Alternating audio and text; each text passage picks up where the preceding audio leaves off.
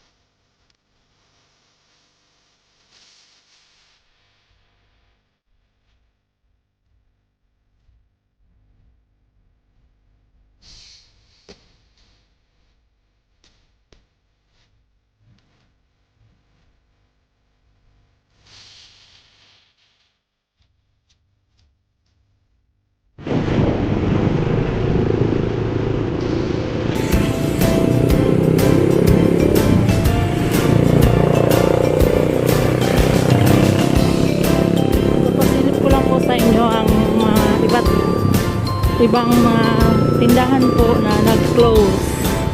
Maliban lang po dito sa food essentials po na pagkain ng kanilang mga pinitinda. So, yung 7-Eleven ay closed din.